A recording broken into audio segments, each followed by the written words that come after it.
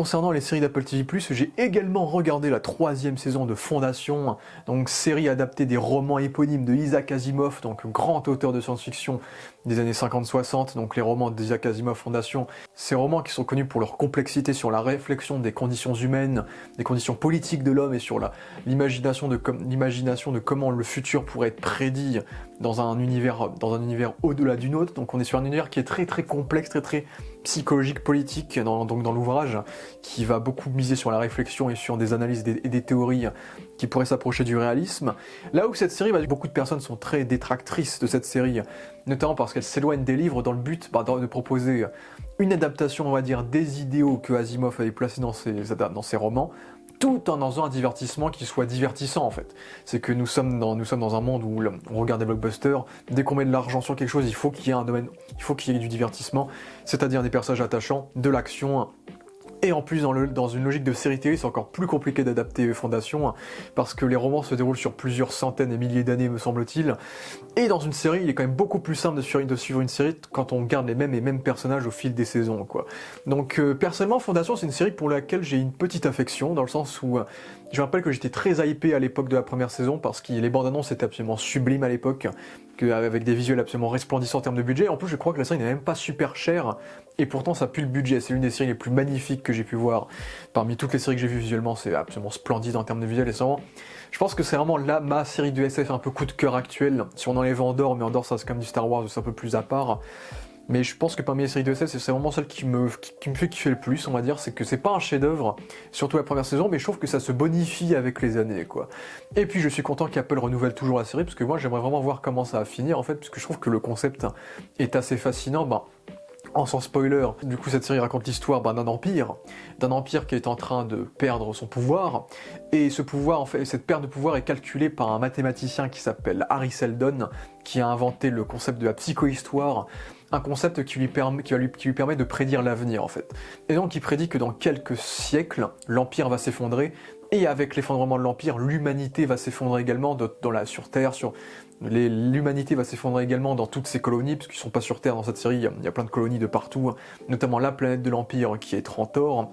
Et donc pour empêcher cela et pour essayer de faire basculer en tout cas ces prédictions pour sauver l'humanité, Harry Seldon va fonder la Fondation, donc une sorte de groupe qui va s'assurer de préserver l'héritage de Seldon et de préserver ses recherches dans l'espoir de pouvoir déplacer la temporalité de manière à ce que l'humanité puisse survivre à ces différentes crises que l'on va apprendre à rencontrer au fil de la série. Et donc en termes de pitch, c'est quand même quelque chose d'assez complexe, on pourrait dire, mais au final la série est quand même assez compliquée à comprendre au départ. Il faut dire, il y a beaucoup d'univers, beaucoup de personnages, beaucoup d'éléments intéressants, mais au bout d'un moment on se retrouve, parce que la série simplifie beaucoup les romans, notamment en mettant beaucoup de séquences d'action, en misant sur les effets spéciaux, et notamment en œuvrant de diverses stratégies pour faire en sorte que le casting, en tout cas le casting principal, reste plus ou moins le même au fil des saisons. Là où dans Fondation, on change constamment de protagoniste dans le roman. Et une idée de génie, qui je pense en plus est la meilleure idée de la série, et la meilleure idée de toute la série, et qui n'a même pas une idée des livres en plus, c'est l'idée des empereurs. C'est qu'en fait les 3 empereurs que nous avons dans la série, Brother Dawn, Brother Day qui est l'empereur principal, et Brother Dusk, donc 3 empereurs qui incarnent un âge différent de l'empereur, un qui a la vingtaine, un qui a la quarantaine et un qui a à peu près 60-70 ans. Et en fait, ces 3 empereurs sont en fait les clones de Cléon Ier. Et Cléon Ier, pour maintenir son héritage, a choisi de se cloner en fait. Et en fait, ça fait genre des siècles que l'empereur, en fait, c'est une personne qui est clonée sans arrêt, qui est cloné par paire de 3. Donc un qui a une vingtaine d'années et qui va grandir pour devenir l'empereur principal à la quarantaine, un qui a la quarantaine qui est l'empereur principal, et l'empereur soixantenaire qui est le sage qui va conseiller l'empereur adulte, et qui à un moment donné va devoir se faire tuer, être exécuté dans le but de prolonger ce cycle, d'avoir 3 empereurs qui s'enchaînent à chaque fois. Donc je trouve que ce concept est super cool, notamment parce que ça permet de garder les mêmes acteurs du coup pour toutes les saisons, mais qui vont jouer des personnages différents, des personnages de la même lignée généalogique, on va dire plus ou moins parce que ce sont des clones, c'est pas une vraie famille généalogique, mais du coup je trouve que le concept est assez fascinant, notamment avec l'acteur Lee Pace. Donc il y a un acteur qui est très sous-coté et que j'aime beaucoup, que je trouve très très cool dans cette série. Pour moi, il porte quasiment la série avec Jared Harris qui joue Harry Seldon. Mais Jared Harris, il est pas dans tous les épisodes. Il y a des moments où il est assez absent dans la série, mais il est quand même toujours là. Et le personnage d'Harry Seldon est très charismatique, il porte très très bien la fondation et c'est aussi une figure assez marquante de l'œuvre. Après, moi, mon problème c'était en saison 1 plutôt. Mes problèmes avec la série, c'était que je trouve qu'il y a des personnages qui sont beaucoup moins charismatiques que d'autres souvent. Et il y a quand même des aspects assez kitsch. En saison 1, je me rappelle qu'il y avait un arc. En saison 1, t'avais l'arc des empereurs qui était super cool, Harry Seldon qui était cool, et t'avais un arc qui se déroulait à la première planète de la fondation, la première fondation, où tu avais une meuf avec une coupe carrée militaire, avec des costumes bien kitsch, qui affrontait des espèces de chasseurs avec des cicatrices de partout, pour essayer de détruire la première fondation, et j'avais trouvé cet arc-là super kitsch, super moche et super inintéressant, là où à côté t'avais les trucs de l'empereur et tout, qui étaient super cool. Mais en saison 2, je trouve qu'en saison 2 et 3, je trouve qu'ils se sont largement surpassés, je trouve que tous les arcs sont assez intéressants dans leur thématique, c'est que, sans trop vous spoiler, mais il y a des la série se déroule sur plusieurs décennies, et du coup, les empereurs, on va découvrir différentes facettes de chaque empereur. C'est que à chaque saison, on a des empereurs différents, joués par les mêmes acteurs, du coup, les acteurs vont jouer différentes facettes, et des empereurs qui ont quelquefois des personnalités complètement à l'opposé du précédent, de la précédente saison. Ce qui fait qu'en termes d'acting, c'est une série qui est assez cool à regarder. Et c'est une série qui te montre vraiment la déchéance de façon assez latente du coup de cet empire en fait. Et en même temps, on découvre plein d'aspects intéressants, notamment la fondation qui n'est qu'une idée à la base, qui ensuite va devenir une forme de culte religieux. Et ensuite, on va se demander si la fondation n'est au final pas meilleure que l'Empire, ou peut-être même pire que l'Empire. Parce qu'en créant ce culte religieux, ça va aussi créer des abords extrémistes, et ça va créer aussi des défauts qui sont innés à tout type de civilisation. Et ensuite, il va falloir peut-être que l'Empire et la Fondation se rallient face à une menace commune qui pourrait menacer leur avenir à eux deux. Donc c'est une série qui est assez fascinante dans ce côté-là, dans ce côté politique et dans ce côté prophétique, qui la rend assez cool. Après, je trouve qu'en termes de personnages, ça varie souvent en termes de charisme, mais encore une fois, je trouve qu'en plus, je crois que c'est Birk McCreary qui fait la musique, sous-côté comme compositeur, il a fait de super cool musique. Le thème de la série est cool, le générique est cool, l'ambiance est cool, si vous adorez la science-fiction, si vous adorez les planètes, si vous adorez des designs impressionnants, des viols impressionnants et un plutôt bon casting, en tout cas le casting principal. Et bien Fondation, je vous recommande, c'est pas un chef-d'œuvre, mais c'est ma série un peu coup de cœur sympathique que j'aime bien regarder chez Apple TV+. Si on passe en partie spoiler, c'est vrai que là, cette saison 3, elle était assez cool, assez surprenante également, parce qu'en saison 1, il y avait beaucoup de séquences que j'avais beaucoup appréciées, il y avait beaucoup de twists. Je me rappelle du personnage de Gary Dornick, qui est censé être un homme. Les 3/4 des personnages sont censés être des hommes dans le roman, mais là, ils ont changé le sexe de beaucoup de personnages, ce qui est normal. Qui est un personnage, en vrai, c'est un peu la Paul Atreides de la série, c'est elle qui a des visions un peu partout, c'est elle qui porte l'héritage de Harry Seldon et qui est un peu la reine de la psychohistoire. C'est un personnage qui est sympa, qui est plutôt charismatique quand on la voit. Après, je trouve qu'elle a pas les intrigues les plus fascinantes, alors que c'est plus ou moins elle la protagoniste de la série. Et c'est sûr que les empereurs, je trouve que les empereurs sont plus intéressants. C'est vrai que les empereurs, quand on voit que leur ADN génétique a été altéré, qu'on sait que au final, tous les empereurs qui vont s'enchaîner ne seront plus jamais des clones parfaits de Cléon, mais seront tous imparfaits et humainement faillibles. Ça, c'était une idée qui était super cool. Tous les arcs avec Brother Down, le gamin, je crois, le gamin qui va tomber amoureux de quelqu'un, qui va se faire piéger, qui va aussi essayer de fausser son ADN pour fuir avec son love interest, pour quitter le cercle infernal de l'Empire. Il avait des arcs vraiment cool, même il était même daltonien à un moment donné, et il devait cacher le fait qu'il était daltonien. Donc ils ont fait plein de trucs intéressants avec le jeune Empire, du coup le jeune Empire.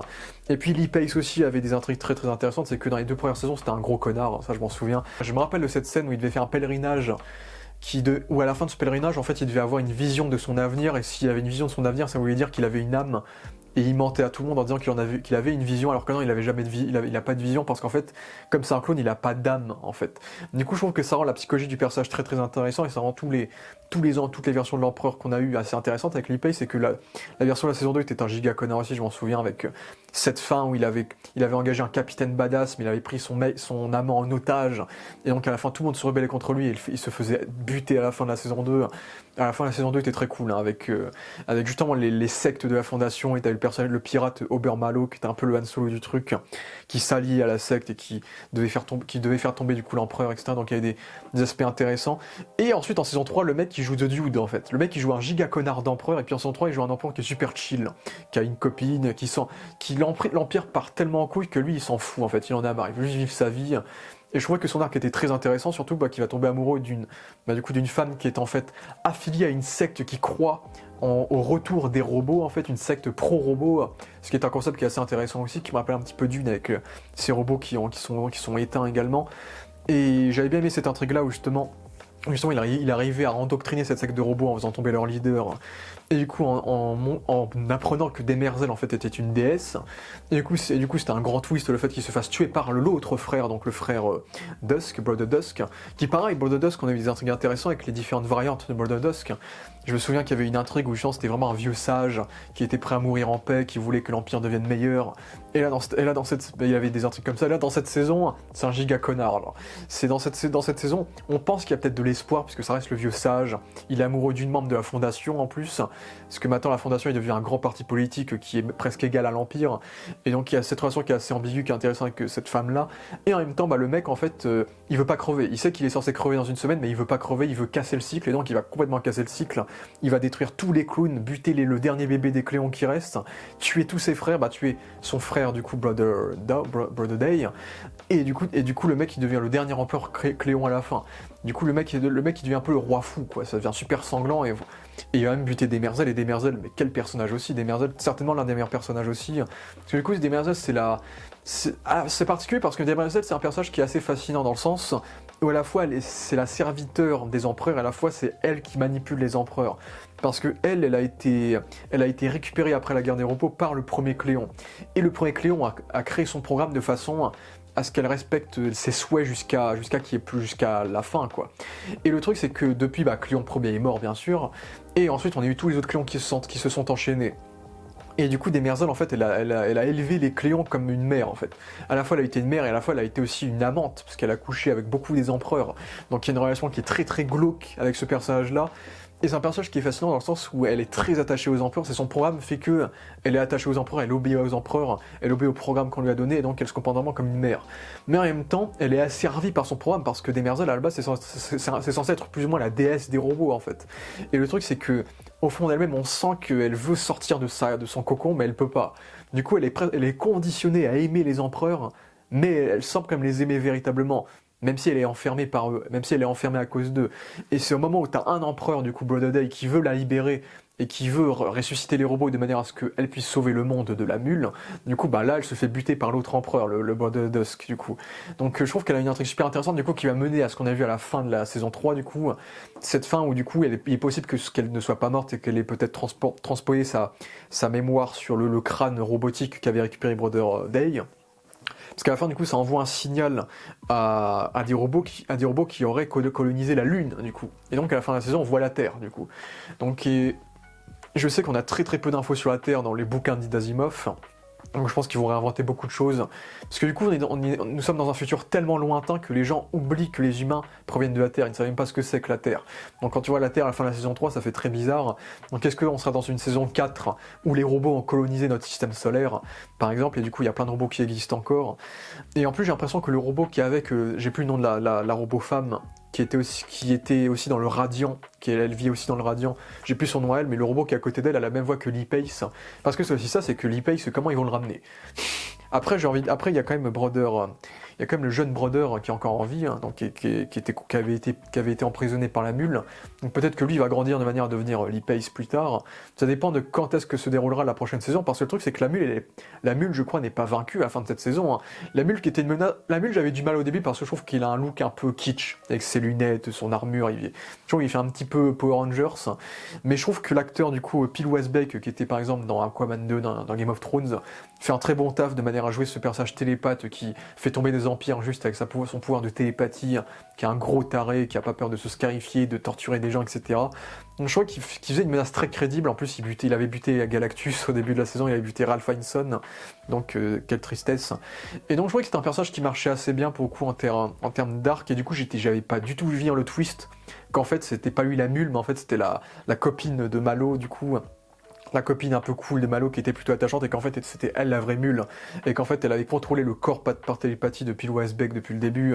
Donc ça c'était un truc qui était intéressant, parce que je crois que dans le bouquin c'est le musicien qui est la vraie mule, donc le musicien qui est quand même du coup dans cette saison. Donc j'aime bien aussi cette idée-là de la musique qui pourrait être le point faible de la mule, etc. Donc il y a aussi ça qui est intéressant. Et puis il se passe beaucoup de choses, hein. Il y a aussi Harry Seldon qui est un personnage intéressant parce qu'en fait il va essayer de simuler sa mort en saison 1 parce qu'il faut qu'il meure pour que la fondation avance, et en fait ça va partir en couille parce que ça va buter le petit ami de Geldornik.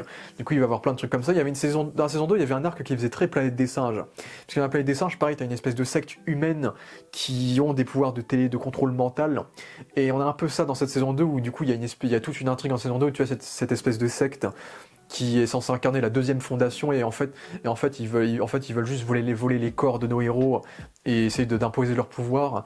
Donc ça c'était un arc qui était aussi intéressant, et du coup on a deux Harry Seldon. On a un Harry Seldon du coup qui dont le corps a été reproduit humainement, et on a le Harry Seldon qui se trouve dans le vaisseau de la première fondation, dans la tour, qui est une IA du coup. Donc on a deux Harry Seldon qui ne savent pas du tout comment se déroule l'univers de la même manière.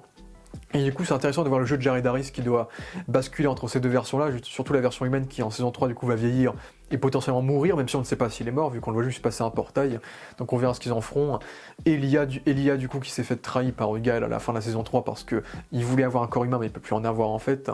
Et il y a des acteurs sympas aussi dans la série qui pop. Il y a l'acteur qui a eu l'Oscar en 2020 pour le film Coda, l'acteur souris muet, qui joue le nouveau propriétaire entre guillemets de la deuxième fondation, qui est dans je ne sais plus quelle planète, j'ai plus le nom des planètes, mais j'ai bien aimé le twist où maintenant la deuxième fondation il se situe maintenant sur Trantor, dans la bibliothèque de Trantor, ce qui est quelque chose qui arrive dans le bouquin, c'est ce que j'avais lu sur internet, hein, j'ai pas lu les bouquins.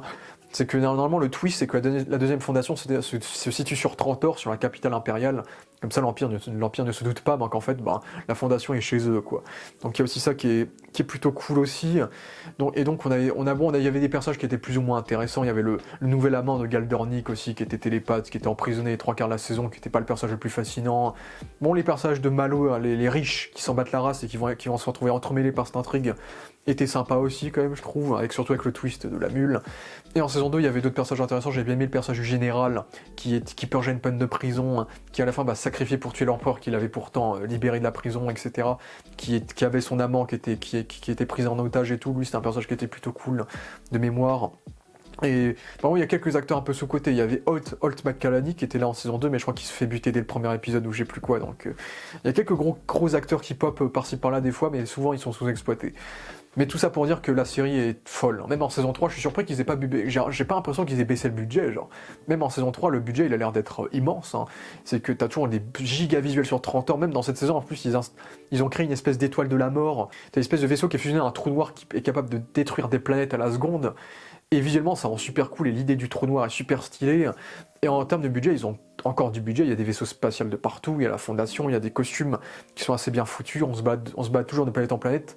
Et dans tous les épisodes ont l'air très très diversifiés, c'est qu'on se bat vraiment de planète en planète, dans chaque épisode avec des décors différents. Je me demande vraiment comment ils ont bâti tout ça, parce que, à ce qui paraît, la série coûte pas si cher que ça, et pourtant, ça pue la thune, quoi. Donc voilà, mais oui, en tout cas, Fondation, voilà, j'ai hâte de voir ce qu'ils vont faire en saison 4, parce que pourquoi avec cette fin de saison 3 qui faisait très ferme, dans le sens où en saison 3, là, on te bute tout l'Empire, quasiment. Donc je me demande vraiment qu'est-ce qu'ils vont raconter en saison 4, surtout que ça s'éloigne beaucoup des bouquins.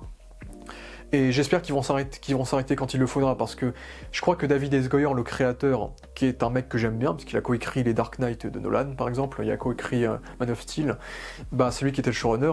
Là, je crois qu'il est plus showrunner en saison 4, mais la saison 4 va quand même arriver, et je me demande vraiment qu'est-ce qu'ils vont raconter avec cette saison 4 pour le coup, parce que c'est assez imprévisible, et j'espère qu'ils s'arrêteront là quand il faudra, parce que je crois que lui, il voulait faire 7 saisons. Je pense que ça me paraît quand même beaucoup, et s'il s'arrête à genre 5 saisons, ça pourrait être bien, parce que j'ai peur qu'à tout moment, Apple annule la série. Mais Apple pour l'instant semble plutôt satisfait des résultats, même si j'imagine qu'il n'y a pas une énorme audience, parce que Apple fait très peu de communication sur leurs œuvres, et parce que c'est pas une aussi grosse plateforme de streaming que les autres. Mais en tout cas, Fondation, c'est une série qui me fait plaisir, et puis j'ai hâte de voir ce qu'ils vont en faire, donc voilà. Et Lee Pace, le GOAT.